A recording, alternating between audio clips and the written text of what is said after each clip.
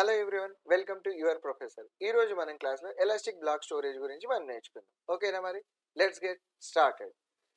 So నార్మల్గా elastic black storage అనేది మనం ఎలా యాడ్ చేస్తామో చూద్దాం. నార్మల్గా మనం EC2 ఇన్స్టెన్స్ క్రియేట్ చేసేటప్పుడు మనము టూ వాల్యూమ్స్ అనేది యాడ్ చేస్తాం, instance store volume and EBS volume.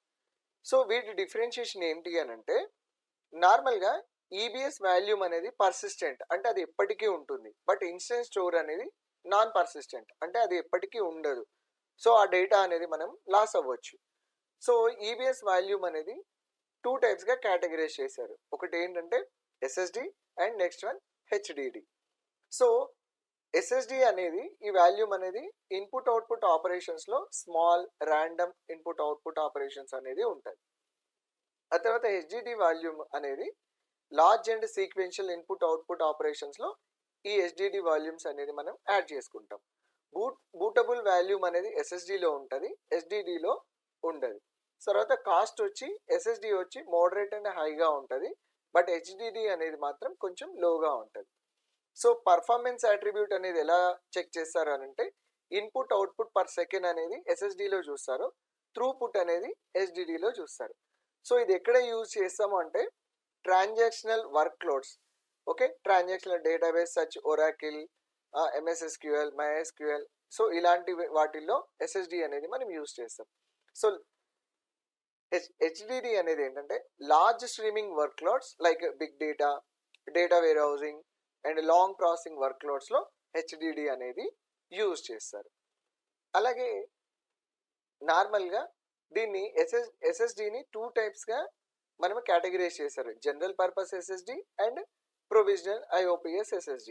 అలాగే HDDనేమో throughput optimised HDD and cold HDD. So ఇక్కడ నెక్స్ట్ వన్ వచ్చి EBS మ్యాగ్నెటిక్ HDD ఉంది. ఇది ప్రీవియస్ జనరేషన్, ప్రజెంట్ ఇప్పుడు ఎవరు యూజ్ చేయట్లేదు. సో జనరల్ పర్పస్ SSD అంటే ఏంటంటే వితౌట్ ఎనీ స్పెసిఫిక్ రిక్వైర్మెంట్స్. ఒకవేళ మనకి ఎలాంటి స్పెసిఫిక్ రిక్వైర్మెంట్స్ లేదు, జనరల్గా మనం యూజ్ చేస్తాము ఆ డేటాని అని అనుకుంటే మనం ఇది చూస్ చేసుకోవచ్చు.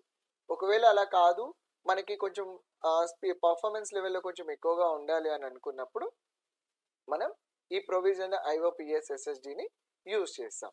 ఆ తర్వాత త్రూపుట్ ఆప్టిమైజ్ SSD ఏంటి అంటే, మనం చూసాం కదా లాంగ్ స్ట్రీమింగ్, ఓకే, లార్జ్గా ఉన్న డేటాకి ఇది యూజ్ చేస్తారు. సో దీన్ని ఎలా కౌంట్ చేస్తారంటే number of IOPS input output per second into block size. Okay, so cold HDD వచ్చి ఇది లో కాస్ట్ ఉంటుంది, ఫ్రీక్వెంట్లీ యాక్సెస్ వర్క్ లోడ్స్కి ఇది మనం యూజ్ చేస్తాం. అలాగే ఇక్కడ డిస్క్రిప్షన్స్ చూద్దాం. నెక్స్ట్ ఏంటంటే నార్మల్గా జనరల్ SSD అనేది ఏంటంటే balance price and performance for a wide variety of transactional work loads. అంటే ఈ జనరల్ SSD అనేది ప్రైస్ అనేది కొంచెం బ్యాలెన్స్డ్గా ఉంటుంది, బట్ ఇక్కడ ఏంటి variety of transaction work loads, అంటే డిఫరెంట్ వర్క్ లోడ్స్కి అది పర్ఫార్మెన్స్ అనేది డిఫరెంట్గా ఉంటుంది అని చెప్తున్నారు. సో ఇక్కడ జనరల్ పర్పస్ API నేమ్ వచ్చి GP2 and GP3. Use case వచ్చి మోస్ట్ వర్క్ లోడ్స్. తర్వాత సైజ్ వచ్చి 1 GB to 16 TB ఉంటుంది. తర్వాత మ్యాక్సిమం IOPS వచ్చి 16,000 ఇన్పుట్ అవుట్పుట్ పర్ సెకండ్. తర్వాత బూట్ వాల్యూమ్ ఉంటుంది. తర్వాత బర్స్టింగ్ వచ్చి GP2కి ఉంటుంది, GP3కి ఉండదు. సో తర్వాత వచ్చేసి provisional IOPS SSD. So design for machine critical application which requires high performance, అంటే క్రిటికల్ అప్లికేషన్లో హై పర్ఫార్మెన్స్ అనేది కావాలి అనుకున్నప్పుడు ఈ ప్రొవిజనల్ SSD అనేది మనకి యూజ్ అవుతుంది. సో వీటి యొక్క API నేమ్ వచ్చి IO1 and IO2. So use case వచ్చి large database work loads. Okay, size వచ్చి 4 TB to 16 TB, maximum IOPS వచ్చి 64,000 ఇన్పుట్ అవుట్పుట్ పర్ సెకండ్. ఆ తర్వాత బూట్ వాల్యూమ్ అనేది ఉంటుంది, బర్స్టింగ్ అనేది ఉండదు, అంటే సెక్యూర్డ్గా ఉంటుంది, డేటా అనేది మనం లాస్ అవ్వం. త్రూపుట్ ఆప్టిమైజ్ HDD వచ్చి ఇది లో కాస్ట్ ఉంటుంది, బట్ ఇది డిజైన్ ఎలా చేశారంటే frequently access throughput intensive work loads. So దీనికోసం మాత్రము ఇది ఈ త్రూపుట్ ఆప్టిమైజ్ HDD అనేది మనం యూజ్ చేయాల్సి ఉంటుంది. సో API నేమ్ వచ్చి ST1. సో యూజ్ కేస్ వచ్చి big data, warehouse, log ప్రాసెసింగ్కి మనం యూజ్ చేస్తాం. సైజ్ వచ్చి 500 GB to 16 TB ఉంటుంది. తర్వాత మ్యాక్సిమం ఐఓపిఎస్ వచ్చి ఓన్లీ 500 ఉంటుంది. బూట్ వాల్యూమ్ అనేది ఉండదు, బర్స్టింగ్ అనేది ఉంటుంది. తర్వాత కోల్డ్ హెచ్డిడి, ఇది లోయెస్ట్ కాస్ట్ ఉంటుంది. So comparing with all, so frequently accessed work లోడ్స్కి దీన్ని యూజ్ చేస్తాం అనమాట. ఏపీఐ నేమ్ వచ్చి SC1 అండ్ యూజ్ కేస్ వచ్చి ఫైల్ సర్వర్. సో ఇది సైజ్ వచ్చి 500 GB టు 16 TB ఉంటుంది. మ్యాక్సిమం ఐఓపిఎస్ వచ్చి 250. సో బూట్ వాల్యూమ్ అనేది ఉండదు, బర్స్టింగ్ అనేది ఉంటుంది. ఈబిఎస్ మ్యాగ్నెటిక్ HDD అనేది ప్రెసెంట్ ఎవరు యూజ్ చేయట్లేదు. సో ఇలా ఎస్ఎస్డి అండ్ హెచ్డిడి అనేది, అంటే SSD in the sense solid state drive, so HDD అంటే హార్డ్ డిస్క్ డ్రైవ్. సో ఈ విధంగా కేటగిరైజ్డ్ అనేది చేశారు. నెక్స్ట్ ఏంటంటే ఈబిఎస్ వాల్యూమ్ అనేది మనము ఇన్స్టెన్స్కి ఎలా యాడ్ చేయాలో చూద్దాం. సో ఫస్ట్ మనం ఓకే, సో నార్మల్గా ఈబిఎస్ స్టోరేజ్ అనేది మనం ఎలా యాడ్ చేయొచ్చు అంటే, మనం ఎప్పుడైతే ఇన్స్టెన్స్ అనేది క్రియేట్ చేస్తామో అప్పుడే ఈ వాల్యూమ్ అనేది మనం యాడ్ చేసుకోవచ్చు యాజ్ పర్ రిక్వైర్మెంట్. ఒకవేళ ఎగ్జిస్టెడ్ ఇన్స్టెన్స్ కనుక మనము ఈ స్టోరేజ్ అనేది యాడ్ చేయాలి అనుకున్నప్పుడు ఫస్ట్ మస్ట్ అండ్ షుడ్ ఆ ఇన్స్టెన్స్ అనేది స్టాప్డ్ స్టేట్లో ఉండాలన్నమాట. సో ఇది ఆల్రెడీ నేను స్టాప్డ్ స్టేట్లోనే ఉంచాను అనమాట. సో నెక్స్ట్ ఇక్కడ ఎలాస్టిక్ బ్లాక్ స్టోరేజ్లో వాల్యూమ్ మీద క్లిక్ చేసిన తర్వాత ఇక్కడ చూడండి క్రియేట్ వాల్యూమ్ అనేది కనిపిస్తుంది. ఓకే, సో నెక్స్ట్ ఏంటంటే ఇక్కడ చూడండి వాల్యూమ్ సెట్టింగ్స్లో వాల్యూమ్ టైప్ ఇక్కడ కనిపిస్తుంది. మనం జస్ట్ డిస్కస్ చేసాం కదా, general purpose SSD, GP3 and GP2, provisional, throughput HDD, cold HDD. So ఇలా, సో నేను ఫస్ట్ SSD GP3ని సెలెక్ట్ చేసుకున్నాను. తర్వాత సైజ్, ఐఓపిఎస్, త్రూపుట్. ఓకే, ఆ తర్వాత ఏంటంటే అవైలబిలిటీ జోన్, మన ఇన్స్టెన్స్ ఏ అవైలబిలిటీ జోన్లో ఉంటే ఆ అవైలబిలిటీ జోన్లో మాత్రమే ఈ వాల్యూమ్ అనేది మనం యాడ్ చేయగలుగుతాము. ఓకే, సో ఇక్కడ స్నాప్ షాట్ అంటే మనం ఇదివరకు ఏదైనా ఒక వాల్యూమ్ని స్నాప్ షాట్ లాగా తీసుకొని మనము సేవ్ చేసుకుంటే ఆ డేటాబేస్ అనేది మనం యూజ్ చేయాలనుకున్నప్పుడు, ఆ వాల్యూమ్ అనేది యూజ్ చేయాలనుకున్నప్పుడు ఇక్కడ సెలెక్ట్ చేసుకోవచ్చు. సో ఆ స్నాప్ షాట్ మనం నెక్స్ట్ చూద్దాం.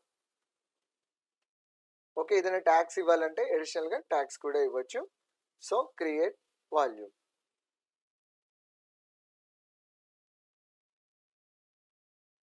ఓకే, ఇక్కడ అవైలబుల్ వచ్చింది కదా.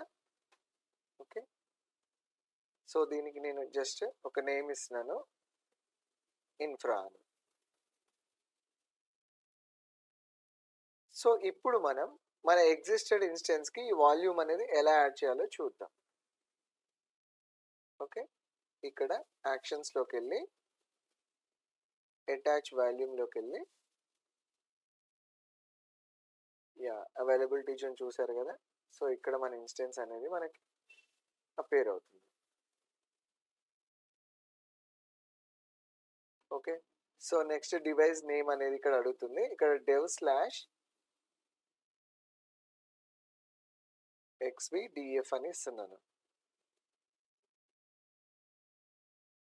So attach volume.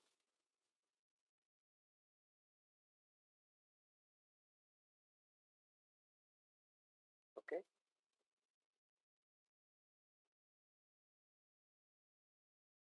సో ఇప్పుడు నేను ఇన్స్టెన్స్ని స్టార్ట్ చేస్తున్నాను. సో ఇప్పుడు నాకు ఇన్స్టెన్స్ అనేది అప్ అండ్ రన్నింగ్లో ఉంది. సో ఇప్పుడు నేను ఏం చేస్తానంటే పబ్లిక్ ఐపీ నుంచి త్రూ SSH ద్వారా నేను కనెక్ట్ అవుతాను. సో ఇక్కడ SSH public IP, so user name EC2-user, so advanced SSH, okay, give the PEM key. Okay,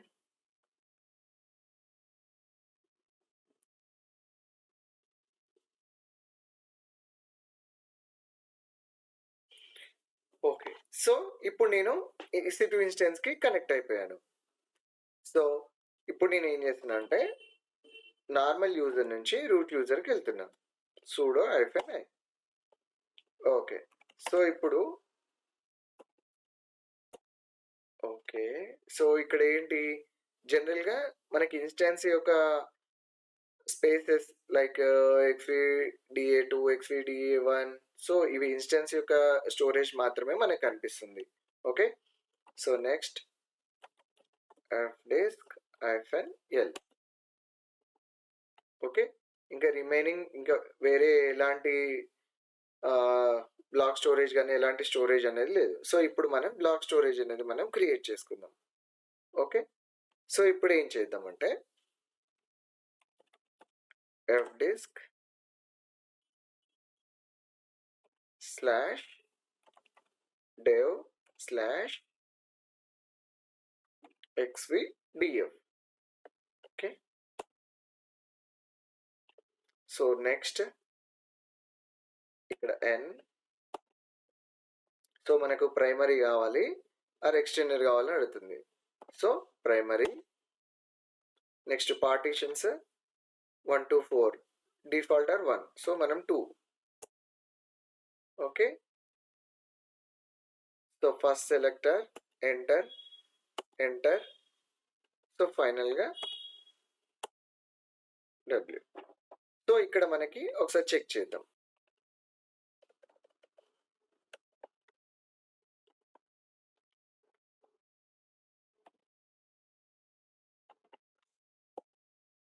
yeah, so ఇక్కడ చూడండి మనకు డివైస్ బూట్ అనేది యాడ్ అయిపోయింది. సో ఓకేనా.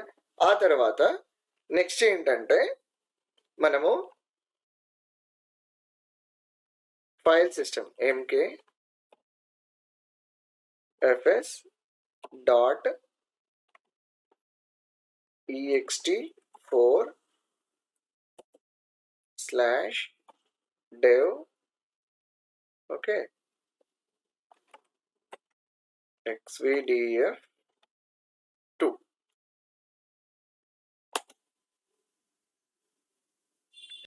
సో ఇక్కడ మనం ఒక ఫోల్డర్ క్రియేట్ చేద్దాం. mkdir/info.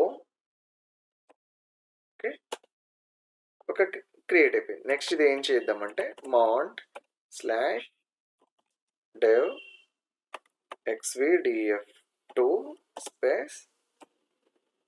info. సో ఇది మౌంట్ అయిపోయింది. సో ఇప్పుడు మనం ఇక్కడ చెక్ చేసిన తర్వాత చూడండి XVDF ఇన్ఫోకి మనకు ఆ మెమరీ అనేది ఎలొకేట్ అయింది అప్రాక్సిమేట్గా 99 GB. సో ఇప్పుడు నేను ఏం చేస్తున్నానంటే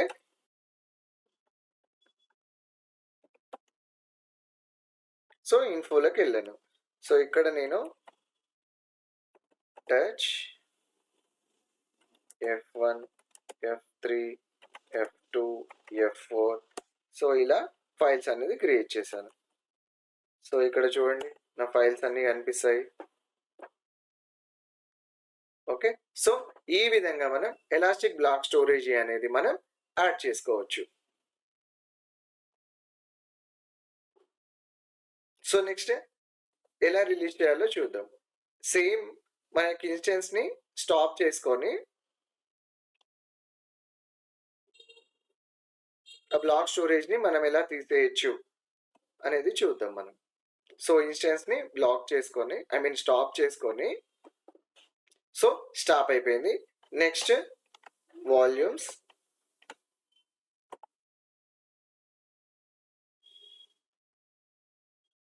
okay, so select infra, detach volume, detach. Okay, so ఇక్కడ చూడండి నెక్స్ట్. సో ఇన్ యూజ్ నుంచి అవైలబుల్కి వచ్చేసింది. సో ఆ తర్వాత మనం డిలీట్ వాల్యూమ్. సో ఇలా చూడండి వాల్యూమ్ వెళ్ళిపోయింది. సో ఇలా మనం వాల్యూమ్ అనేది మనం డిలీట్ చేయొచ్చు. సో ఈ రోజు వీడియోలో ఎలాస్టిక్ బ్లాక్ స్టోరేజ్ గురించి మనం నేర్చుకున్నాం కదా. నెక్స్ట్ వీడియోలో మిగతా సర్వీసెస్ గురించి చూద్దాం. అలాగే యువర్ ప్రొఫెసర్ని ఫాలో అవ్వడం మాత్రం మర్చిపోకండి. యూట్యూబ్ని సబ్స్క్రైబ్ చేసుకోండి.